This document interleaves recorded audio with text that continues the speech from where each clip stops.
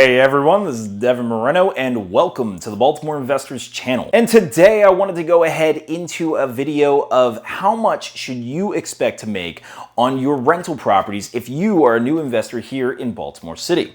See, as a new investor, we have really no idea how much landlords really make. There is a concept before you begin that landlords make tons of money. I mean, how else can they afford all these properties and buy all these things that cost thousands of dollars? They must be rich, right? Well, unfortunately, if you know the concepts of leverage and how exactly this entire process works, you might already know that landlords actually don't make a heck of a lot of money in cash flow, and certainly not enough to make them rich unless they own lots of properties or big multiplexes and such. So if you're just a landlord and a new investor who just has these little single family homes, duplex, triplexes, then you're really not making enough to quit your job. This is really a side income supplemental, and the investment part is really in the principal pay down and the tax advantages of the property or even the appreciation, assuming the areas you live in. So today we're going to go into a couple examples of how much you should be making if you own these type of properties.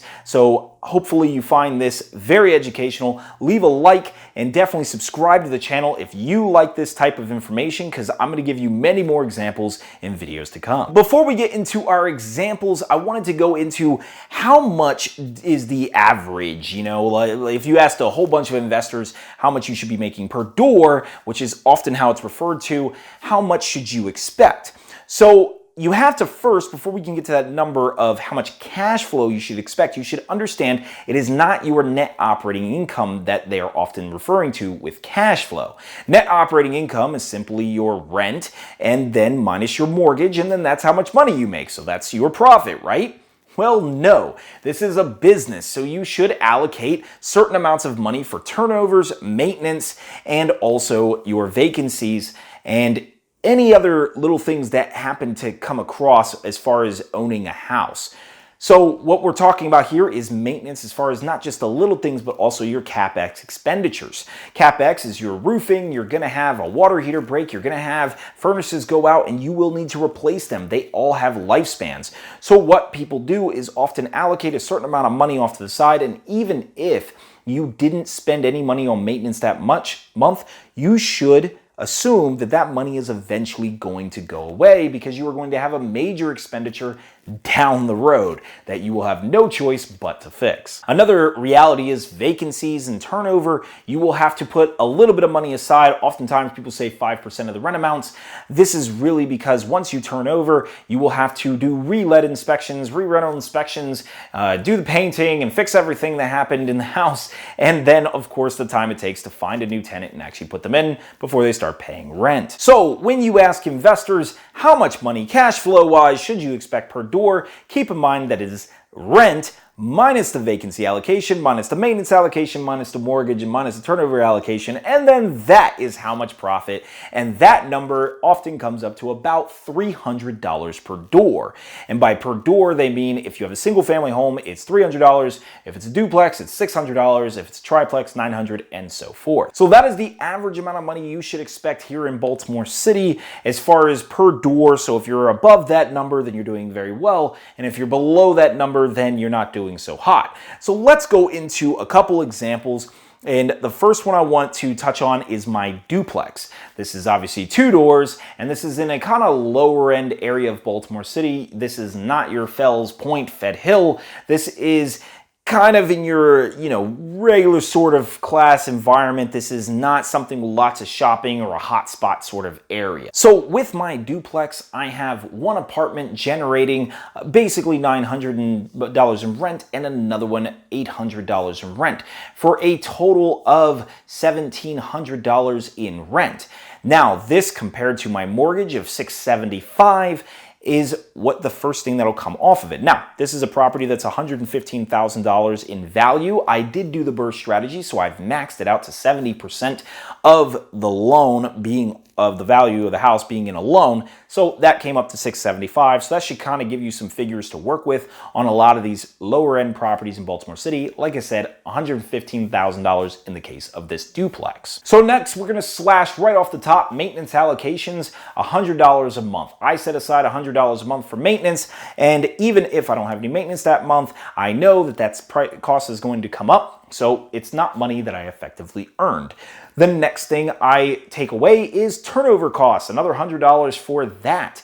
So with turnover, we're talking about all the painting required and all the different things. Yes, you can take it out of the security deposit, but often the security deposit will not cover everything. And sometimes you can't even charge for some of the aspects of turnover that might be in this scenario. We can talk about property management as well. Keep in mind that sometimes you're going to have to allocate property management for this. 10% of your rent amounts just going straight to property management. I happen to manage my own properties, but these are things that you should factor in. Another thing I put in there is $87 for the 5% vacancy. Now keep in mind, vacancy can be adjusted. Oftentimes people say that multi-units turn over faster than single family homes. So this is kind of a variable thing, but in this case, we'll say 5% of the rent amounts. And that brings my total profit to $738 for this duplex. And that means with a duplex being 2 doors and $600 is how much I should be making, at $738, I am above the margin, which would mean it is a very well cash flowing property. Now keep in mind, as far as the cash flow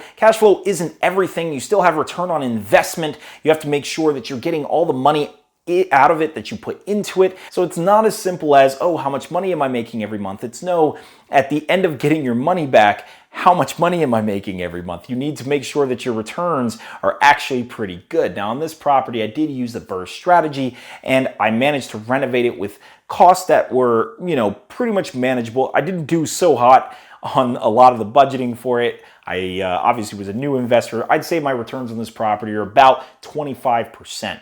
So, and that's after some of the calculations I've done on the side. So that's a pretty good return on the property. 4 years, I guess you make all your money back with the cash flow that I'm receiving. And of course, I can do improvements to maximize the cash flow if I can find some opportunities to do that. Now let's go into the second example that I have, which is my house hack.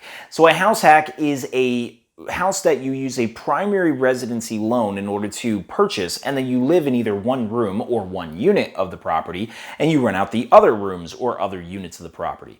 So this one is a little bit deceptive on how much cash flow it can actually make. Now, keep in mind, for my house hack, I moved out of the property, which means I can maximize the amount of rents by renting the room that I used to live in. However, in your case, you might be living in the property, and in that fact, if you have negative cash flow, keep in mind the true purpose of a house hack, which is to eliminate the rent that you pay on an apartment or an actual house or any other living situation. So really it just means you're paying a couple $100s in rent. So just note that before you kind of bash a house hack and its effectiveness. However, if you happen to rent out the rooms like I did, I have a 5-bedroom, 4,000 square foot house. It can generate a lot more money if you can get all of this working. Now, I'm not going to go into the specifics of how to make a house hack work. That's another video. But let's go over the rough numbers based on what it is I've mentioned before. So the first thing we have is my house with all 5 tenants does about $4,350 in total income. That's about $50,900 a year, $51,900 a year. So keep that in mind right from the start. That's important. So we allocate first $216 for vacancy. That's 5% of all of the amounts that we have coming in.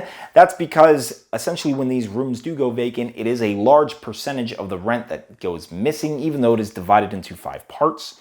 The next thing we have is $200 a month for maintenance.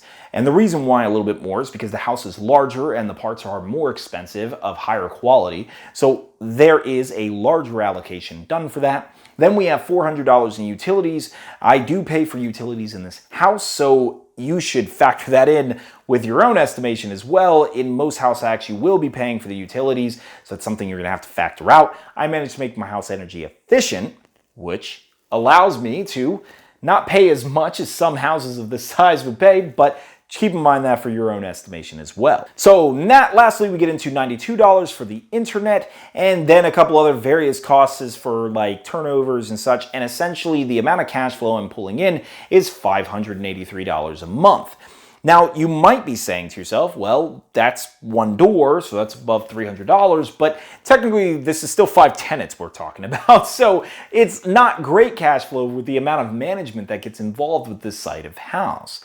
However, when we take into account something even more important with a house this expensive, we find that this actually cash flows more than my duplex does. See, the duplex does cash flow more seemingly so, but when you factor in the fact that my mortgage is $2,700 a month, that means I have my principal being about $1,000 a month after the first year, the principal pay down, and then the interest is everything else. So I'm earning money on the back end through the principal pay down and the equity of my home, and also being able to write off the expenditures that I have, which is that interest rate, against my income.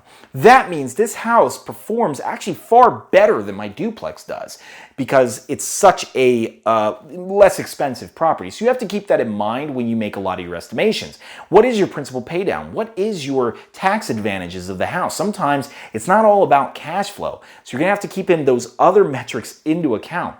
If I were to take my principal pay down alone into account, I don't even need to make a dime on this house, and I already still make more money than my duplex does. And of course you have appreciation, but that's not something I would weigh in on. It's a nice bonus if you get it. So that is it, everybody. That is all for the analysis for my 2 examples here. But of course, let me know if you want me to go to some of my friends and some of their properties, or maybe some of the other properties that I manage, into their expenditures, and I can get maybe more detailed breakdowns, of course, with their permissions and such. So like the video, subscribe if you like content like this. I absolutely try to help out new investors invest in this city and many others. A lot of these principles are applicable to many different markets. So like and subscribe, comment below if you want to see more, and I will show you more. Talk to you really soon.